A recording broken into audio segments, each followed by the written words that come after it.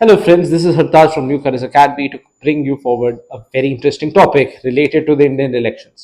The Indian elections, आप सबको पता होगा, अप्रैल 19 से शुरू होने वाले हैं and they are going to be continuing till June 1st. The results are supposed to be slated by June 4th. 7 phase में इलेक्शन हो रहे हैं, ये तो सबको पता है। पर मैं आपके लिए कुछ डिफरेंट लेके आया हूँ। What is the different that I am bringing कि कैसे चुनाव स्टार्ट हुआ। पहला चुनाव हुआ 1952 में, जहां पे आपके जो वोटर बैलेट लिस्ट होती थी या इलेक्टोरल बैलेट लिस्ट होती थी वो नहीं होती थी। आप जिस कैंडिडेट को लाइक करते हैं आप उसके डिफरेंट बॉक्सेस बने होते थे, आप उसमें जाके अपना लिस्ट और you use to put your vote there. जो बॉक्स होता था उस पर उस कैंडिडेट का नाम और उसका सिंबल दिया होता था, उसके अंदर जाके वोट करते थे। दो इलेक्शंस में ऐसे ही प्रोसेस रहा। 1952 और 1957 दोनों प्रोसेस सेम रहे।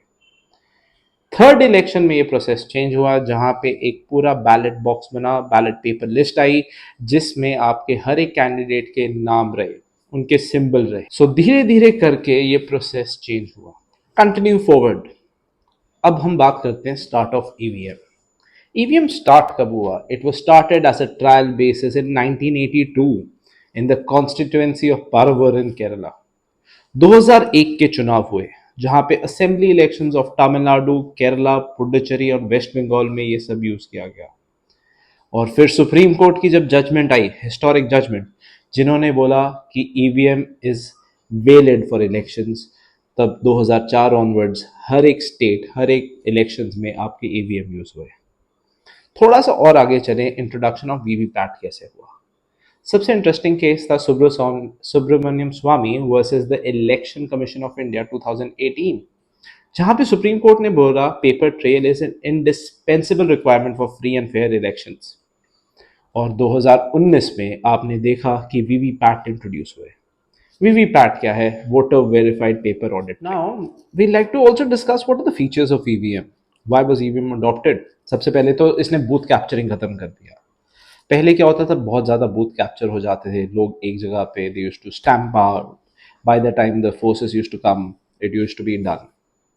पर ईवीएम के अंदर वो सब खत्म हो गया। 1 मिनट में सिर्फ 4 वोट रजिस्टर हो सकती हैं। दूसरा एडवांटेज, जो आपका इको फ्रेंडली प्रोसेस बन गया, बिकॉज आप पेपर नहीं यूज कर।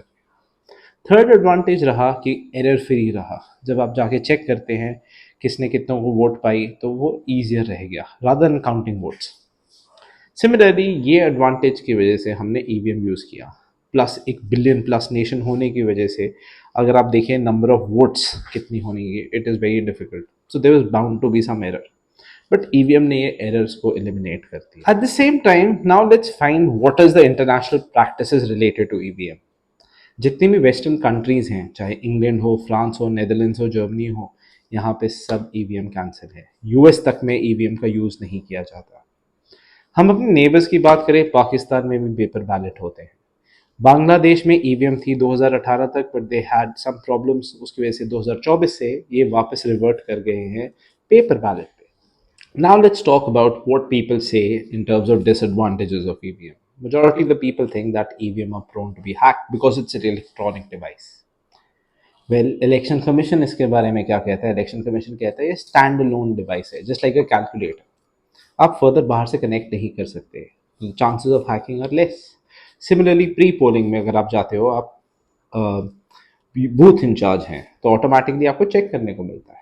दूसरी चीज़ इलेक्शन कमीशन ने क्या किया, it has introduce VVPAT with it. तो अगर मैं वोट करता हूँ, साथ के साथ एक स्लिप निकलती है जिसमें आपके कैंडिडेट की सिंबल और उसका नाम आता है। At present only 5% of VVPATs are counted with EVM, जिसके पीछे अभी सुप्रीम कोर्ट में चर्चा चल रही है।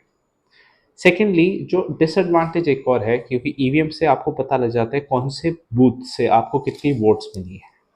So it tells you the behavior where people are voting for you and where people are not voting for you. So it can cause a bit of intimidation by the political parties to the voters कि मेरे को तो vote नहीं पड़ी उस area से. So these are the basic disadvantages that are there with the E. I hope you have enjoyed this video. We at New Careers would like to bring you more such informative videos to get you more knowledgeable about our country. Wishing you all the best.